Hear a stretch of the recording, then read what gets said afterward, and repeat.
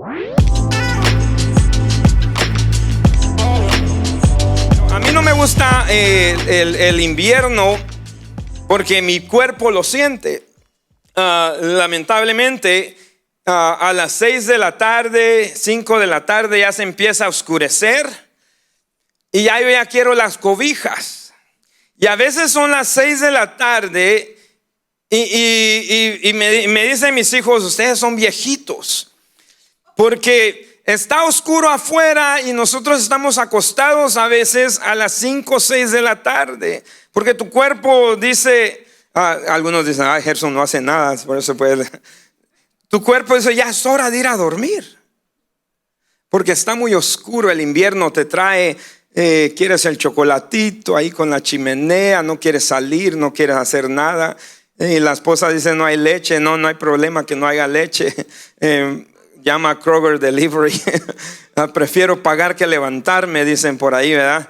Pero por eso no me gusta el invierno, porque es muy oscuro muy temprano. Y la oscuridad a veces me trae depresión. A veces me siento, wow, pues está oscuro. Y hoy continuamos con nuestra serie Contemplad, nuestra serie de Navidad que iniciamos la semana pasada. Y hoy hablaremos de que Jesús es la luz del mundo. Y sabe, la semana pasada no dimos la definición, porque a veces esta palabra contemplad o contemplar es una palabra que a veces no la usamos mucho, ¿verdad? Pero la definición de la palabra contemplar es ver con atención, fijar los ojos en algo, estar atentos cuidadosamente a algo que va a pasar, a algo que te van a decir. Pon atención a lo que viene. La semana pasada vimos que Jesús es la paz que tú y yo necesitamos. Y hoy estaremos viendo que Él es la luz en medio de nuestra oscuridad. Y estaremos en el libro de Juan capítulo 8, pero antes de ir ahí vamos a ir a Isaías capítulo 9 versículo 1. O si quieres abrir tu Biblia o si no puedes ver en la pantalla. Pero el pueblo de Israel está pasando por algo muy difícil, está en oscuridad, está en esclavitud, está siendo oprimido. Y ellos ahora traen una esperanza. Y dice el versículo 1, a pesar de todo no habrá más penumbra para lo que estuvo angustiada, para la que estuvo angustiada. En el pasado Dios humilló a la tierra de Zebulón y a la tierra de Neftalí, pero en el futuro honrará a Galilea de los gentiles. Recuérdate que Galilea es de donde viene Jesús, donde está en Nazaret. Eso está hablando ya más adelante de lo que va a pasar. Está prediciendo que Jesús, alguien, un Salvador, va a venir a esta tierra. Dice, desde el camino del mar hasta el otro lado del Jordán, el pueblo que andaba en oscuridad ha visto una gran luz. Sobre los que vivían en la tierra de sombra de muerte, una luz ha resplandecido. Y vete rapidito al versículo 6 conmigo. Y esto es lo que todos nos sabemos esto, la mayoría de nosotros. Porque se nos ha dado un niño, se nos ha concedido un hijo. La soberanía reposará sobre sus hombres y le darán estos nombres. ¿Cuántos se saben estos nombres? Consejero admirable, Dios fuerte, Padre eterno, Príncipe de paz. Dice el 7, se extenderá su soberanía y su paz y no tendrán fin. Gobernará sobre el trono de David y sobre su reino, para establecer y sostenerlo con justicia y rectitud. Desde ahora y para siempre, esto lo llevará a cabo el celo del Señor de los ejércitos. Muchos de nosotros no nos gusta leer el libro de Mateo, la historia de Jesús, y a veces esquipeamos todos los nombres. Pero es importante entender que de David habían 14 generaciones a llegar a donde estaba la esclavitud, y de la esclavitud a Jesús otras 14 generaciones. El Señor es un Dios de números y es de orden, y Él ya había predestinado lo que iba a pasar. Por eso no esquipé los nombres, porque los nombres son muy importantes. Y aquí en Isaías está diciendo: hey, algo va a pasar en Galilea. Algo viene para ustedes, y Él gobernará no como otros, y Él descenderá de la descendencia del rey David. Dios es luz, pero también Satanás es el príncipe de la oscuridad. Él es el príncipe de las tinieblas.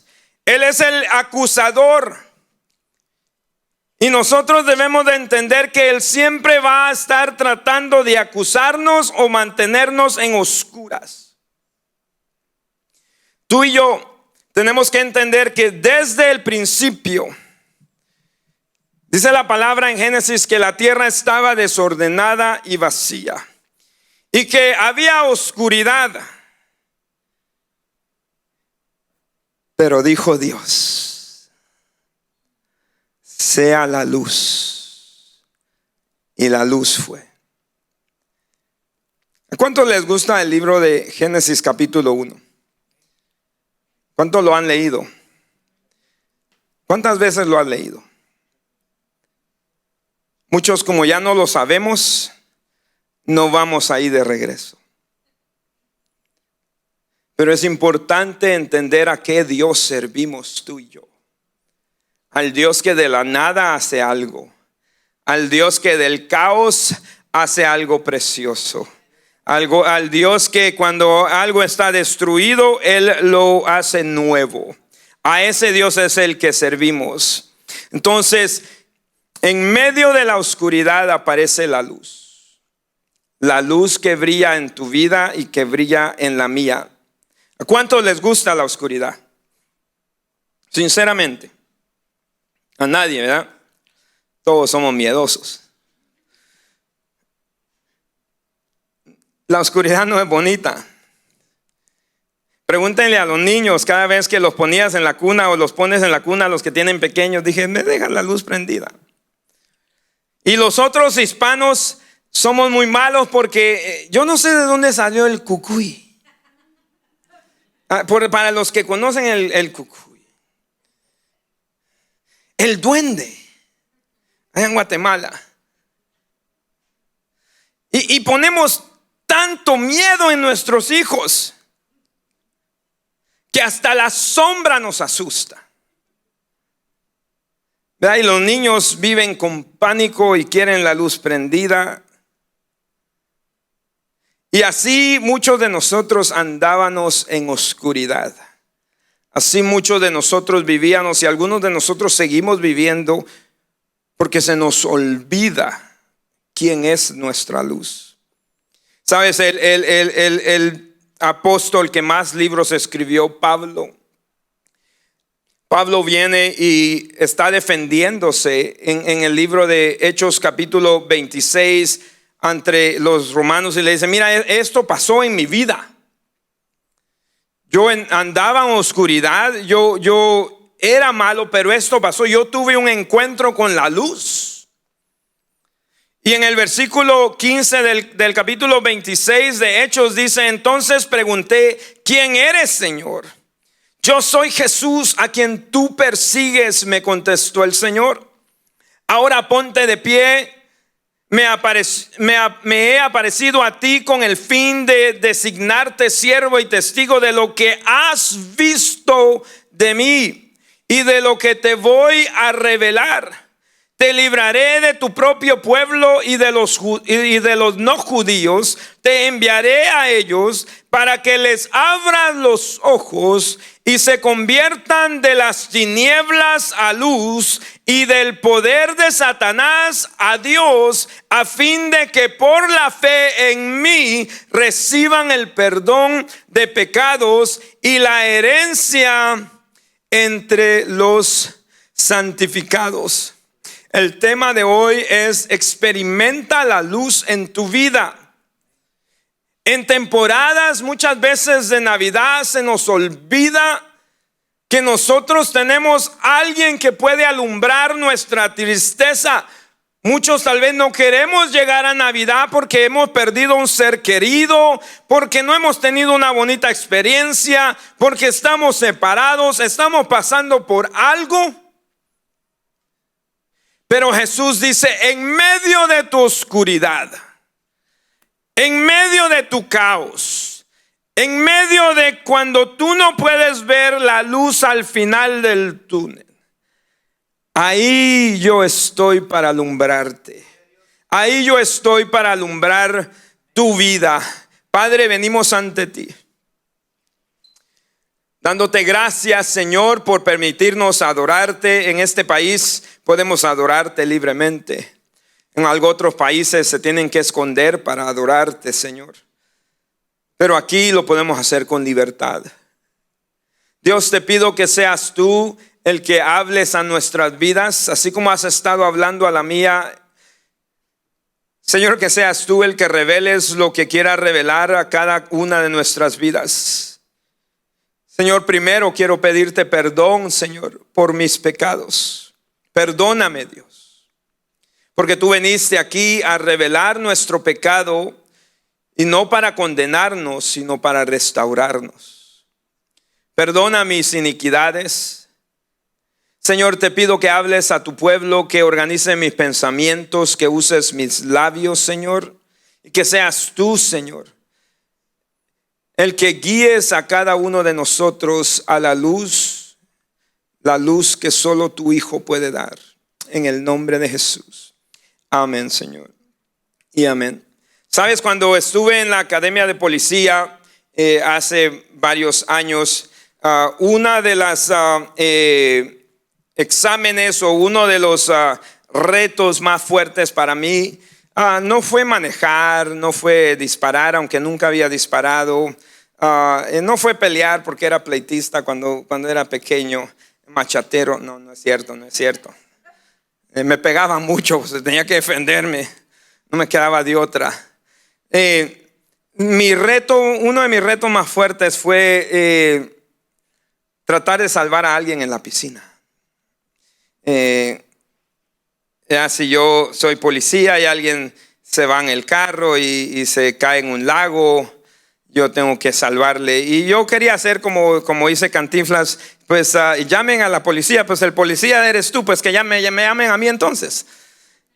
Pero nos dieron dos opciones, y a mí me gustó la opción número 2. La primera opción era que debemos de tirarnos al agua si alguien se está ahogando y empezar a hablarles, porque en medio de su ahogamiento te pueden ahogar a ti. Y por eso dije, no, ¿de cuál es la siguiente opción? Tírales un lazo. No, yo agarro esa, yo les tiro un lazo desde aquí, mijito. Porque cuando lamentablemente tuve que meterme, yo agarro la segunda. Tuve que pasar el examen y meterme a salvar a alguien, era la parte de las pruebas. Y tenía yo miedo. Porque el primero que me tocó salvar era un amigo mío bien grandote. Y ellos tienen que actuar como el que va a actuar. Y yo, cálmate, porque aquí nos vamos a morir los dos. Y solo estamos entrenando.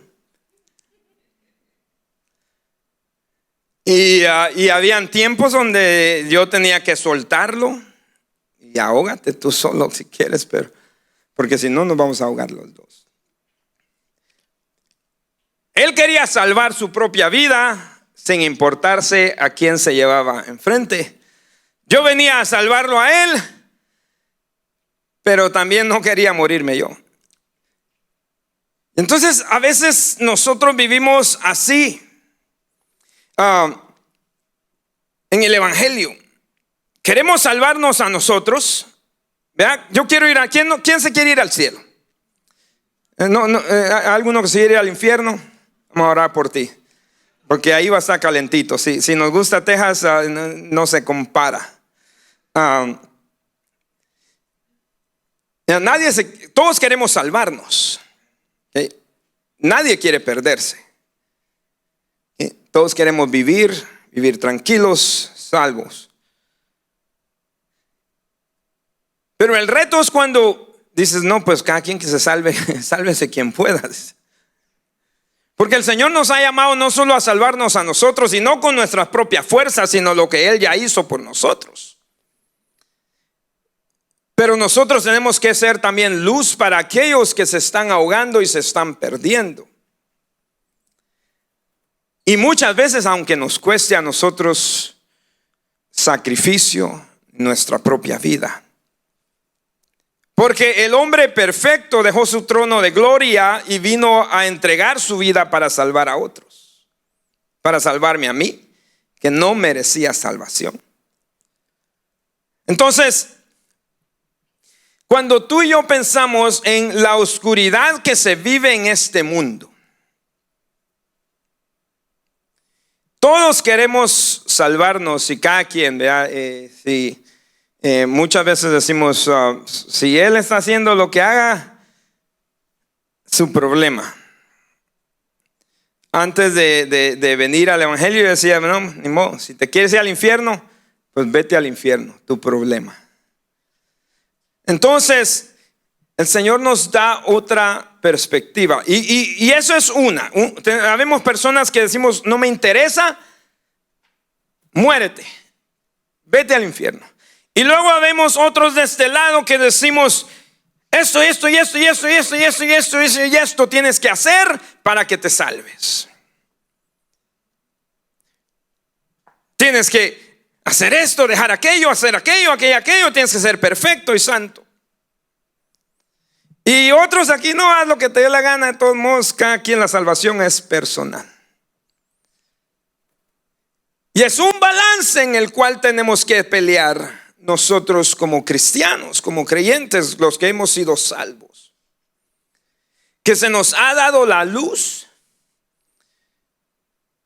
y que a veces en momentos oscuros no la podemos ver.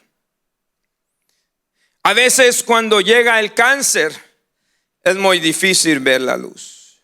A veces cuando te despiden del trabajo es muy difícil ver la luz. A veces cuando te accidentas y tu carro queda inservible es muy difícil ver la luz. A veces cuando tu esposo o tu esposa te deja es muy difícil ver la luz. A veces cuando tus hijos están yendo por un mal camino es muy difícil ver la luz. Pero en este día, contemplad, escucha bien, pon atención, que el Rey de Reyes, el Hijo de Dios, viene a alumbrar nuestro mundo y Él está contigo. Él es Emmanuel, Dios con nosotros. Él no está hasta allá arriba, eso que Él vive allá, pero Él está aquí porque Él es un Dios personal. Él es un Dios relacional y Él está con nosotros en cada momento. Por eso tú y yo no debemos de temer a la oscuridad, porque Él está contigo. Eso no quiere decir que la oscuridad no existe. Número uno, si estás escribiendo y te vas a ir al cielo, todos somos propensos a la oscuridad. A todos nos llega la oscuridad. Nadie se escapa de la oscuridad. Todos somos expuestos a la oscuridad. Y Jesús estaba haciendo, vamos a llegar a Juan 8, y apriétate los cinturones porque vamos rápido. Estaba haciendo lo que el Señor le había mandado, lo que su Padre le había mandado. 30 años después que Él había nacido, Él anda predicando y alumbrando la luz. Y los líderes religiosos buscaban formas de cómo encontrarlo en un error, porque no lo querían arrestarlo, querían deshacerse de él. Y en Juan capítulo 8, tú tal vez te sabes la historia. Le están poniendo una trampa. Mira cómo dice ahí el versículo 2. Al amanecer se presentó de nuevo en el templo. Toda la gente se le acercó y él se sentó a enseñarles. Es lo que hacía el maestro. Entonces los maestros de la ley y los fariseos llevaron a una mujer sorprendida en adulterio. Pon atención. Poniéndola en medio del grupo, dijeron a Jesús: Maestro, esta mujer se le ha sorprendido en el mismo acto de adulterio.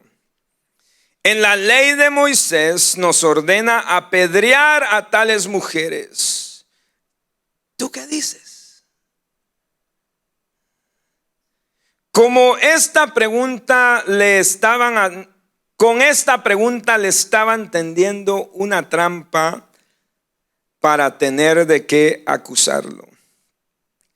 Porque la ley dice, ¿verdad?, que si alguien está en adulterio, merece la muerte y merece ser apedreado. Está en la ley. Es uno de los 10 mandamientos. Imagínate, hay 690 mandamientos que se hicieron después de los 10 mandamientos, pero el de no adulterarás, no está en los 10 mandamientos. Uno de los 3 pecados más peores. Y vienen ellos y le dicen: entonces, ¿qué, Jesús? La apedreamos. Y Jesús se encuentra en un dilema acá. Si Jesús estaba de acuerdo con ellos, él pierde su reputación de ser un Dios compasivo y amoroso.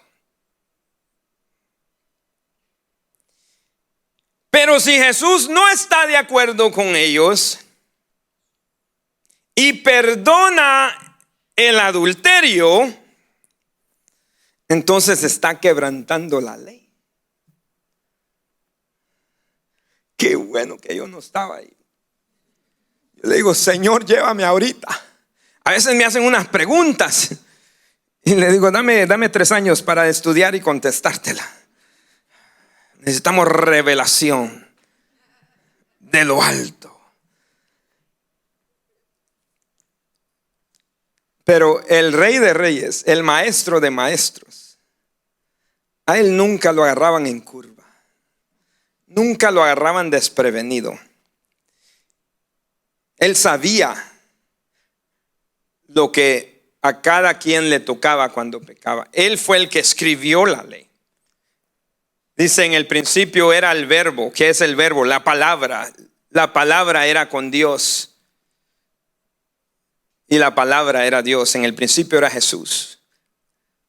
Él era el dador de las leyes con Dios Padre. Él se conocía el Antiguo Testamento, pues él lo escribió. Pero él venía con un propósito. No de permitirnos que sigamos pecando, porque el pecado nos separa de Dios, sino de restaurarnos para que ya no pequemos,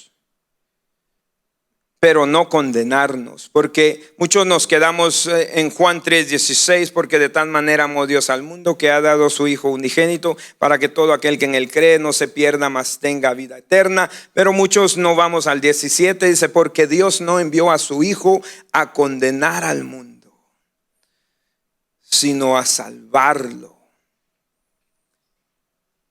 Él no quiere que nadie se pierda. Él no vino a condenarnos. Pero nosotros tenemos que recibir la luz, como estas luces que a veces me dejan ciego, que alumbre mi pecado.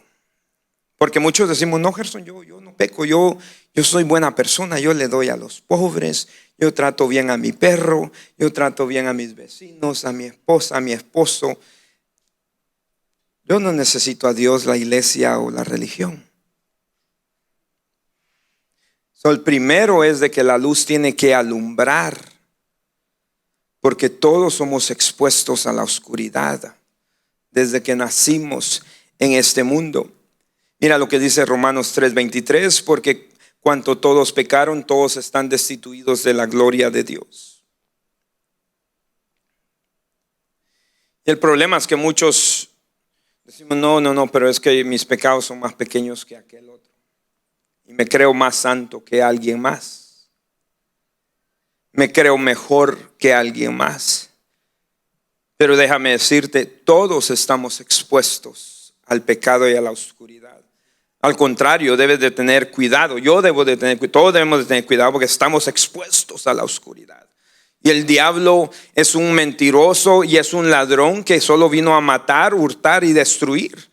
Y cuando tú menos pienses, yo no necesito nada, es cuando más te tiene en sus manos. Porque tú y yo no podemos recibir salvación por nuestra propia cuenta. Nadie de nosotros nos podemos salvar nosotros mismos. El precio ya fue pagado hace 2000 años atrás por Jesucristo. Entonces, como yo no quiero ser fariseo, yo no señalo. Y pues cada quien que se salve como es algo difícil. Sabes, muchos me juzgan a mí porque yo no disciplino a la gente. Yo les digo a las personas, ¿te gustaría que yo te discipline? Porque si yo te disciplino va a ser más leve que cuando Dios te discipline. Yo te puedo bajar de un cargo 2, 3 meses, 6 meses, tranquilo. Dios te disciplina, puedes perder a tu hijo, tu casa, tu carro. Te lo digo por experiencia. La disciplina de Dios no la queremos ninguno. Pero sí debemos de ayudarnos. Cuando Dennis viene y me dice, Gerson, mira, esto estás haciendo mal. Digo, gracias por ver mi pecado. Pero él no viene y pone en Facebook y dice, miren lo que está haciendo Gerson para que todo el mundo, y me humilla. Él viene y me restaura a mí mismo. Así mismo la iglesia debe de ser. De venirnos unos a otros y decirnos, ¿qué está pasando? ¿Qué necesitas? ¿Cómo te puedo ayudar? ¿Sabes que estás renqueando un poquito? ¿Te consigo un bastón? La luz viene aquí no para humillarnos, sino para restaurarnos, para unirnos, y porque todos estamos expuestos. Número 2, no estamos sujetos a la oscuridad. Estamos expuestos a la oscuridad, pero no estamos sujetos. La oscuridad no tiene que sujetarnos. Nosotros podemos ser libres de la oscuridad. La oscuridad no nos puede atar. Porque ¿sabes qué? La oscuridad puede estar aquí, pero si hay una velita prendida, va a haber luz ahí donde esté la vela. ¿Y qué dice Jesús de nosotros? Así alumbre vuestra luz delante de los hombres, para que glorifiquen a vuestro Padre Celestial que está en los cielos. Que cuando Él nos alumbra, nosotros no estamos sujetos a la oscuridad. Hay oscuridad, pero nosotros estamos siendo alumbrados para alumbrar a otros. Mira lo que dice el versículo 6 en Juan 8. Con esta pregunta le estaban tendiendo una trampa para tener de qué acusarlo. Pero mira lo que dice Jesús. Pero Jesús se inclinó y con el dedo comenzó a escribir en el suelo. ¿Sabes? Hay diferentes controversias que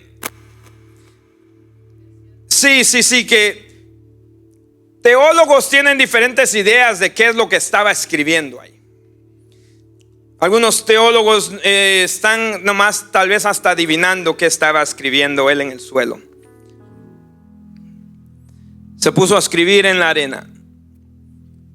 Y hay un pastor, se llama Craig Groeschel, y él dice que la palabra griega ahí es grafín, que significa anotar.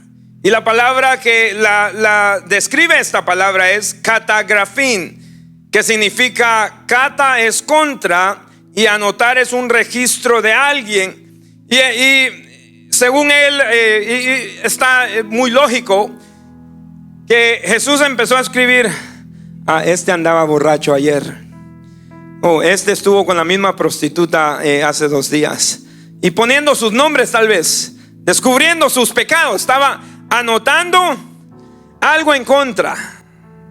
La palabra griega, porque Jesús lo sabe todo. No podemos engañar a Jesús. Yo soy el peor pecador de todos. Es difícil. Cuando una mujer se mete al carro, yo digo: Señor, perdóname. Nada más con que se meta al carro. Enséñales a manejar, Señor. Soy el peor pecador. Y más en el hielo, Señor. Ay, el otro día me llevó una Uber mujer. Ay, Dios mío, para el aeropuerto. Yo no le tengo miedo al avión, sino al Uber. Y se pasó una luz en rojo. Ay, dije: aquí, Señor, llévame. Si en el avión no oro, aquí estoy orando. Me encomiendo a ti. Todos tenemos pecados que tenemos que arrepentir. Todos estamos expuestos a la oscuridad. Y todos tenemos que decirle: Señor, alúmbrame, alúmbrame. ¿Qué es lo que hay en mí? Porque Dios lo conoce todo. Pero Satanás también lo conoce y te quiere recordar tu pecado. ¿Cómo que quieres tocar, cantar, predicar, danzar, hacerlo? ¿Cómo, Gerson? Si eras un borracho, alcohólico, drogadicto, ¿cómo?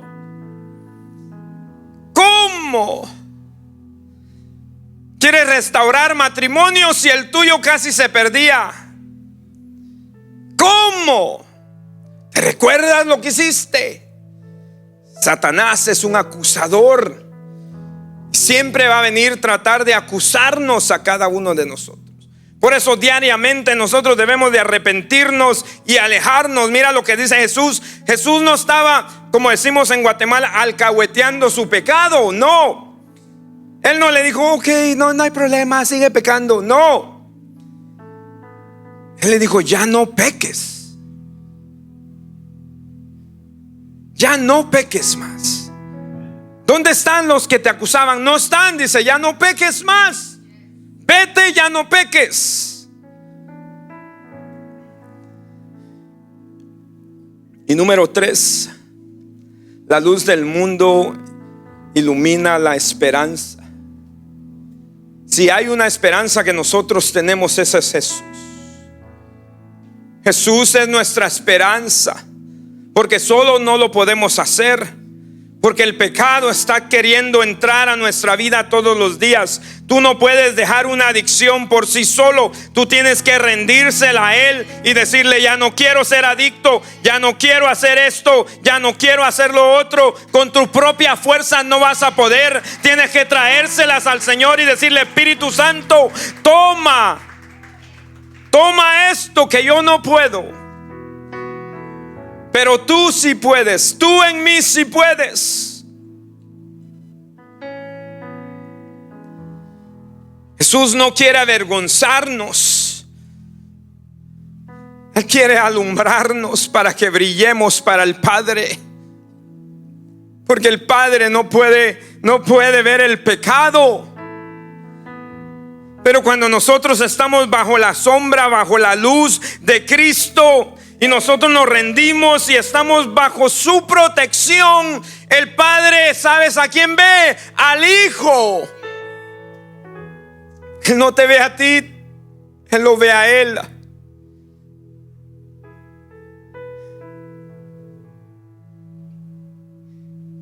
Y en Juan capítulo 7, 46 dice Jesús: yo soy la luz que ha venido al mundo para que todo el que cree en mí no viva en oscuridad. Entonces, ¿por qué dejamos que la tentación nos bote? ¿Por qué dejamos que la tristeza nos dañe? ¿Por qué dejamos que el dolor nos separe? Si Jesús dice que Él viene a alumbrarnos para que no vivamos en oscuridad.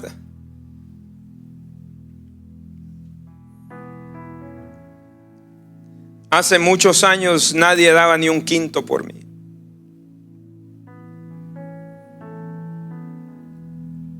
Pero el Señor dijo: yo di mi vida por ti. Y tú vales más que lo que los fariseos dicen o lo que tú mismo piensas.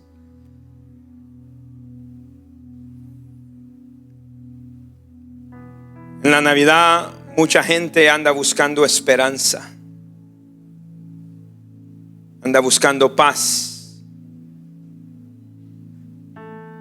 Mucha gente está confundida. Y aún en la iglesia tenemos mucha gente que dejamos que el enemigo nos recuerde todo lo que hemos hecho. Pero Jesucristo es la luz que nos puede traer esperanza. Ponte de pie.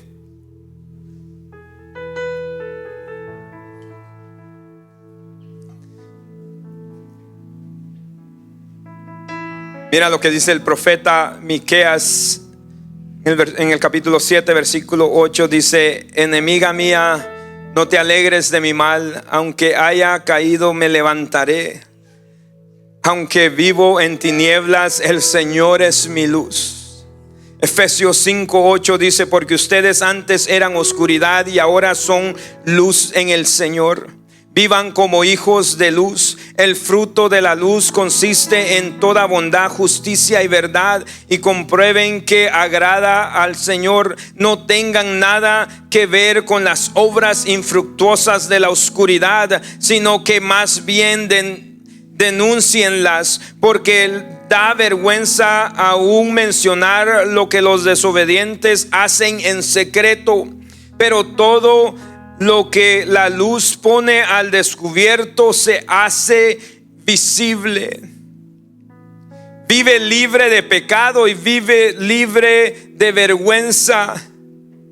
Hay un método para eso, y Jesús se lo dijo a ella: vete y no peques más. Muchos decimos: es que es muy difícil no pecar. Déjame decirte, no. En nuestra propia carne es difícil no pecar. Por eso tú tienes que vivir en el Espíritu todos los días, porque con tus fuerzas tú vas a caer. Pero cuando el Espíritu te renueva todas las mañanas y tú dependes en Él, tú no vas a caer. Cuando tú te sientas débil, tú vas a ser fuerte si tú te agarras de su mano.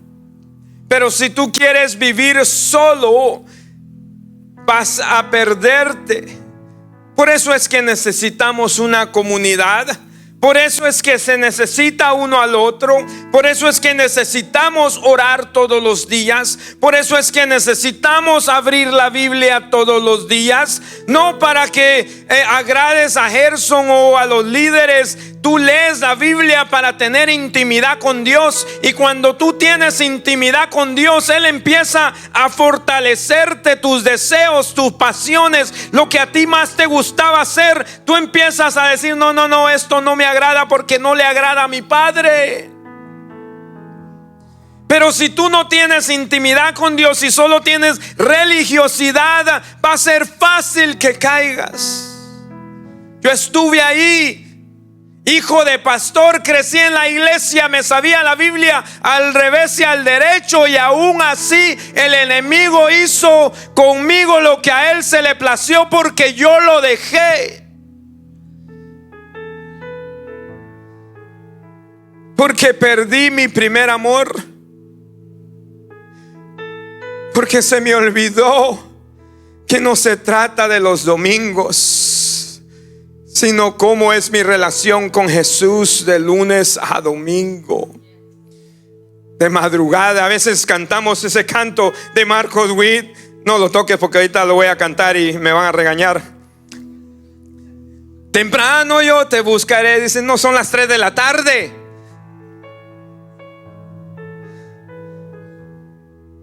De madrugada. ¿Cuál de madrugada? Son las 10 de la mañana. Cuando el Señor quiere levantarte a las 3 de la mañana, dice, no, todo esto es medianoche, Señor. Levántame de madrugada, mediodía. El Señor quiere intimidad contigo, conmigo. Cierra tus ojos. Sabes que el Primera de Pedro dice que nosotros somos nación santa, pueblo escogido, que le pertenecemos a Dios. Que no tenemos que tenerle miedo a la oscuridad más, porque Jesucristo es el que está aquí para alumbrarnos. Tal vez tú dices, Gerson, yo necesito reconciliarme con el Señor. Hoy es tu día. Tal vez tú dices, Gerson, yo necesito pedirle perdón a Dios. Hoy es tu día. Hazlo ahí donde estás mientras oro. Tú lo puedes hacer. Tal vez tú dices, Gerson, yo quiero aceptar al Señor hoy. Hoy es tu día. Ahí donde estás tú puedes. Y si necesitas a alguien que ore contigo, allá hay hermanos en el cuarto de oración que van a estar orando contigo. Pero el Señor viene a alumbrarnos primero, no para avergonzarnos, sino para levantarnos y darnos vida. Padre, venimos ante ti, dándote gracias por la oportunidad que nos das de escuchar tu palabra. Primero, Señor, pido perdón. Perdona mis pecados. Perdona a tu pueblo. Si te hemos fallado, Señor, pedimos que tú perdones, Señor, nuestro pecado. Y es más, si te hemos fallado, siempre te fallamos, en cualquier momento te fallamos. Perdónanos, Señor. Ayúdanos a vivir en la luz, que alumbremos y que tú nos alumbres, Señor. Ayúdanos a hacer, Señor, una reflexión de tu imagen, Jesús, para que otros puedan venir a conocerte por medio de nosotros. Todo esto te lo pedimos en el nombre de Jesús. Amén.